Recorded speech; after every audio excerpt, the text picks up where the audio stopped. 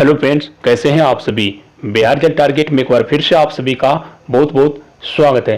दोस्तों, एक बार फिर से आप सभी के डीएलएड एंट्रेंस एग्जाम 2022 के लिए टॉप प्रश्न लेकर के आ गया हूं।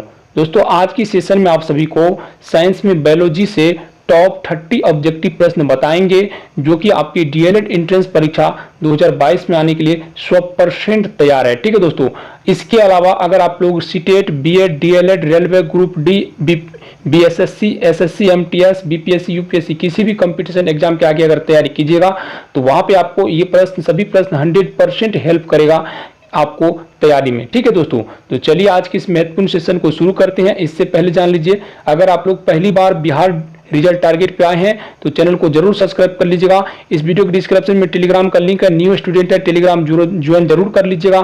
साथ ही अगर आप लोग को पीडीएफ चाहिए किसी भी सब्जेक्ट का तो आप हमारे व्हाट्सएप नंबर पर मैसेज कीजिए। जो स्क्रीन पर आप लोग व्हाट्सएप नंबर आप लोग को दिख रहा है, उस व्हाट्सएप नंबर पर आप लोग मैसेज कीजिए। ठीक है दोस्तों, तो चलिए आज की इस महत्वपूर्ण सेशन को शुरू करते हैं। तो यहाँ पे देखिए, जो 28 नंबर का प्रश्न है, काफी इंपॉर्टेंट प्रश्न है। इससे पहले जो है कि दोस्तों हम 27 प्रश्न आपको करा दिए हैं इस पीडीएफ से। अभी से हम 28 नंबर के प्रश्न से शुरू करेंगे।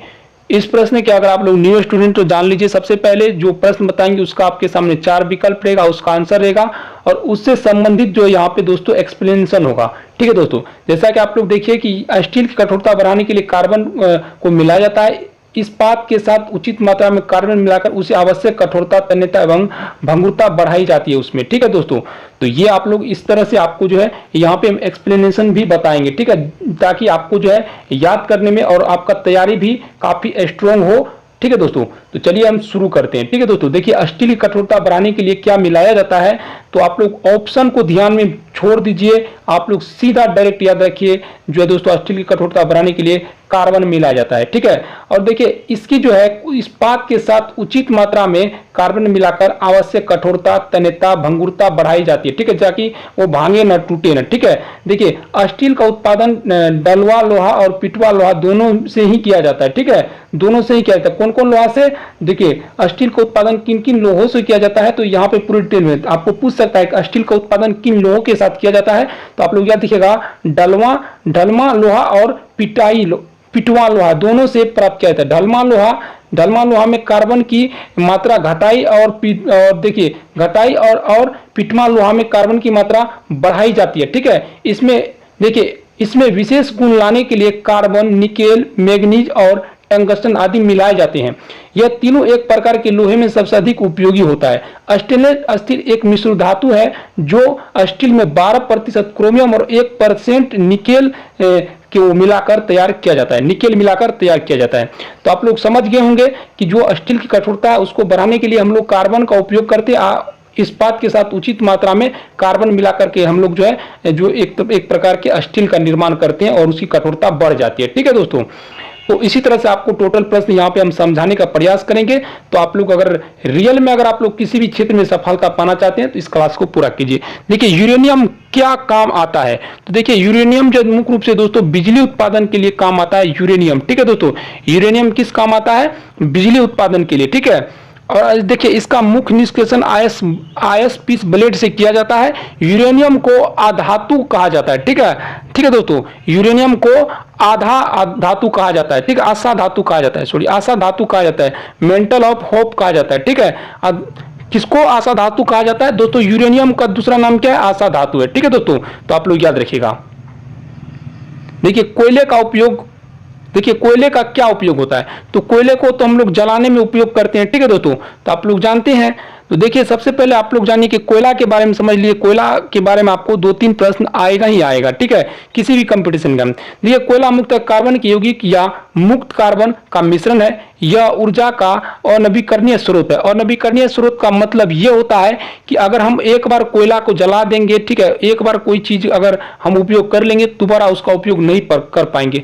कोयला को अगर एक बार हम जला देंगे तो इसको हम पुनः उपयोग नहीं कर पाएंगे। इसलिए यह जो है संसाधन का अनवीकरणीय ऊर्जा स्रोत है। कोयला की 4 किस्में होती है, जिसमें बिटुमिनस, ठीक है दोस्तों, बिट्यूमिनस जिसे मुलायम कोयला भी कहते हैं। मुलायम कोयला किसको बोलते हैं? बिट्यूमिनस को। कोयला कितने किस्म होते हैं? 4 किस्म के होते हैं। देखिए समान किस्म का होता है, ठीक है, सामान्य किस्म का होता है। जबकि एंथ्रासाइट कोयला उच्च कोटि का होता है। सबसे अधिक जो उच्च कोटि का कोयला होता है वो एंथ्रासाइट होता है।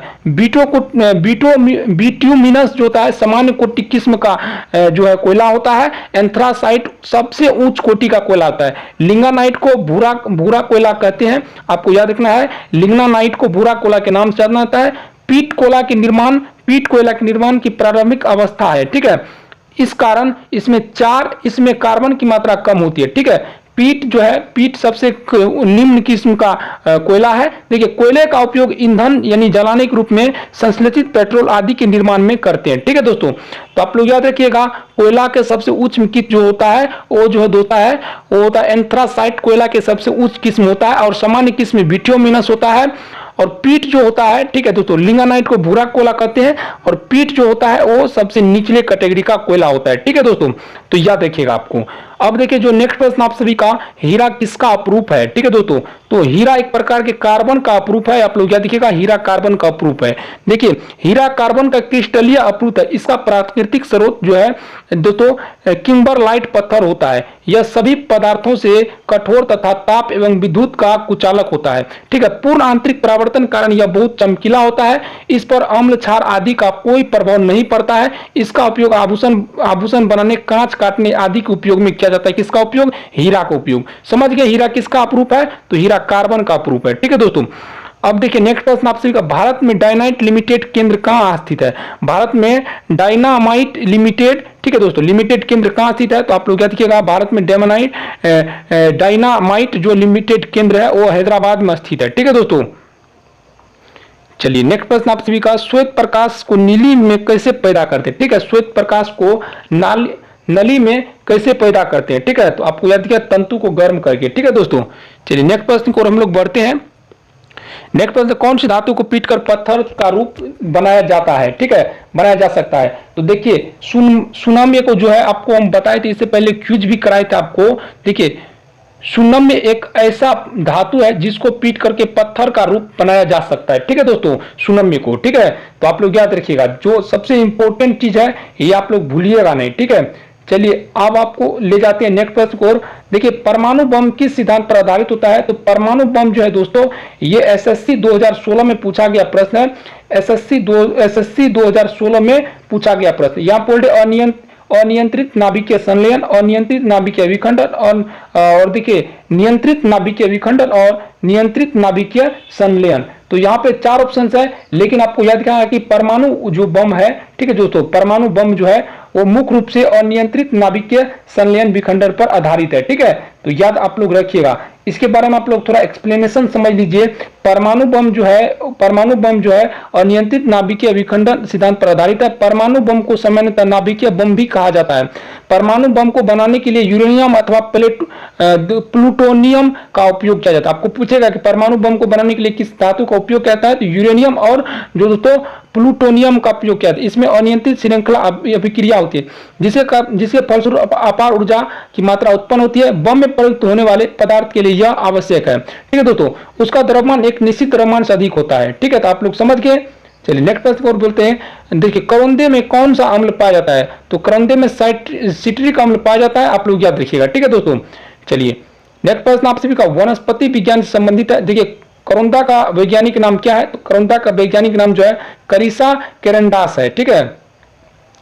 ये सब उतना नहीं पूछेगा। जो आंसू में कौन सा अम्ल पाया जाता है? तो देखिए दोस्तों, आंसू में जो है सियालिक अम्ल पाया जाता है। आंसू में कौन सा अम्ल पाया जाता है? तो आंसू में सियालिक अम्ल पाया जाता है, जो कि इंपॉर्टेंट प्रश्न है, ठीक है दोस्तों। आप लोग याद रखिएगा, सियालिक अम्ल पाया जाता है। आंसू हमारे आंख में जो है लेक्रिमल ब्लेड में बनते हैं। आंसू कहाँ बनते हैं? आंख के लेक्रिमल ब्लेड में बनते हैं। आप लोग ये भी प्रश्न याद रखिएगा, आंसू कहाँ बनते हैं? आपको पूछेगा कि आंख में आंसू कैसे बनता है, कहाँ बनता है? तो लेक्रिमल ब्लेड में आंसू बनते हैं। दुखी होने पर हमारे थायराइड ब्लेड ज्यादा सक्रिय हो जाते हैं। दिल की धड़कन तेज, जिससे चलते ब्लेड का घनत्व तब्दील हो जाता है और इस तरह हमारे आंख में नमकीन हो जाते हैं। और लेकिन हमारे विपरीत दिशा में हम खुश होते हैं तो हमारे आंख जो है छलक उठते हैं, ठीक है दोस्तों। तो ये चीज आपको याद रखना है, ठीक है। देखिए, मच्छर की उम्र कितनी होती है? तो देखिए, मच्छर की उम्र 10 से 56 दिन हो सकती है, ठीक है। 10 से 56 दिन की मच्छर की उम्र होती है, ठीक है। चलिए, नेक्स्ट प्रश्न को हम लोग बढ़ते हैं। विश्व की पहली टेस्ट क्यूबा बेबी कौन थी? तो विश्व की सबसे पहली टेस्ट क्यूबा बेबी जो थे दोस्तों लुइस बॉय ब्राउन थे। ठीक है, आप लोग याद रखना है। ठीक है आप लोग को। चलिए नेक्स्ट प्रश्न को हम लोग बढ़ते हैं। अश्वगंधा का वनस्पति नाम क्या है? तो दोस्तों देखिए अश्वगंधा का जो वनस्पति नाम है ये आप लोग जरूर याद कर लीजिएगा, आपको पूछ सकता है। ठीक है, विथानिया, देखिए विथानिया सोमनीफेरा है। ठीक है, अश्वगंधा का जो वनस्पति नाम है विथानिया जो है सेमनीफेरा है। ठीक है, आप लोग याद रखिएगा। चलिए नेक्स्ट प्रश्न को हम लोग बढ़ते हैं। पुदीना का वनस्पति नाम क्या है? पुदीना का वनस्पति नाम क्या है? तो दोस्तों पुदीना का वनस्पति नाम जो है दोस्तों, पुदीना का वनस्पति नाम मेंथा एवरेसिस है। ठीक है, मेंथा एवरेसिस है पुदीना का वनस्पति नाम। चलिए नेक्स्ट प्रश्न, अफीम के बीज को हिंदी में क्या कहते हैं? तो अफीम के बीज को हिंदी में बोलते हैं खसखस। ठीक है दोस्तों, खसखस या पोता दाना। ठीक है, खसखस या पोता दाना इसको हम लोग हिंदी में बोलते हैं। अफीम का वनस्पति नाम क्या है? तो अफीम का जो वनस्पति नाम है पेपेवर सोमनीफेरम है। ठीक है दोस्तों, आप लोग याद देखिएगा। चलिए नेक्स्ट प्रश्न को हम लोग बढ़ते हैं। डहेलिया का वनस्पति नाम क्या है? वनस्पति नाम से संबंधित भी आप लोग प्रश्न याद कर लीजिएगा, ज्यादा काम देगा। बाकी जो सब पीडीएफ लेना चाहते हैं आप लोग मैसेज कीजिए, टेलीग्राम पे पीडीएफ मिल जाएगा। ठीक है, डहेलिया का वनस्पति नाम क्या है? तो डहेलिया ही है। ठीक है, चलिए नेक्स्ट प्रश्न को हम लोग बढ़ते हैं। नेक्स्ट जिस्म, देखिए अब देखिए जिप्सम में कैल्शियम की मात्रा कितनी होती है? बहुत इंपॉर्टेंट चीज है। तो देखिए जिप्सम में जो है कैल्शियम की मात्रा 23% कैल्शियम की मात्रा होती है। ठीक है, और देखिए 18.6% जो है इसमें सल्फर पाया जाता है जिप्सम में। ठीक है, 23.3% जो है दोस्तों इसमें कैल्शियम और 18.6% सल्फर पाया जाता है। ठीक है, चलिए अब हम लोग नेक्स्ट प्रश्न की ओर बढ़ते हैं। जिप्सम कहां पाया जाता है? जिप्सम राजस्थान में पाया जाता है, ये आप लोग जरूर याद कर लीजिएगा। ठीक है दोस्तों, चलिए नेक्स्ट प्रश्न को, मानव शरीर में कौन सी ग्रंथि अंतःस्रावी तथा बाह्यस्रावी दोनों अग्नाशय है? याद रखिएगा। देखिए लटजीरा का वनस्पति नाम क्या है? तो देखिए लटजीरा का वनस्पति जो नाम है एकायरेंथिस एस्पेरा है। ठीक है, एस्पेरा है, याद रखिएगा आप लोग। देखिए गुड़हल का वनस्पति नाम क्या है? तो गुड़हल का वनस्पति नाम जो है दोस्तों ये आप लोग याद रखिएगा। गुड़हल का वनस्पति जो नाम है देखिए ये आप यहाँ पे देख सकते हैं हिबिस्कस। ठीक है, हिबिस्कस रोजा सैनेनिन्स। ठीक है दोस्तों, तो याद रखिएगा। देखिए हिबिस्कस और रोजा सैनेनिन्स में। ठीक है, सैनेनिन्स ये आप लोग याद रखिएगा। तुलसी का वनस्पति नाम क्या है? तुलसी का वनस्पति नाम है देखिए ओसिमम सेक्टम। ठीक है, ओसिमम सेक्टम तुलसी का वनस्पति नाम है। ठीक है, चलिए नेक्स्ट प्रश्न है। एलोवेरा को इंग्लिश में क्या कहते हैं? तो उपयुक्त सभी कहते हैं। ठीक है, एलोवेरा को इंग्लिश में कॉमन एलो कहते हैं, और देखिए बारबडोस एलो कहते हैं, कॉमन इंडियन एलो कहते हैं, उपयुक्त सभी। तो यहाँ पे आप सभी को कुल मिला के 30 प्रश्न बता दिए हैं, और आई होप आप लोग को ये वीडियो पसंद आए। अगर आप लोग पीडीएफ लेना चाहते हैं तो हमारे व्हाट्सएप नंबर पर मैसेज कीजिए, वहां पे आपको 100% सहायता प्रदान किया जाएगा। आप लोग को जल्द से जल्द पीडीएफ भी प्रोवाइड किया जाएगा 4 सब्जेक्ट का बहुत ही कम फी में। धन्यवाद, मिलते हैं नेक्स्ट वीडियो, तब तक जय हिंद, वंदे मातरम।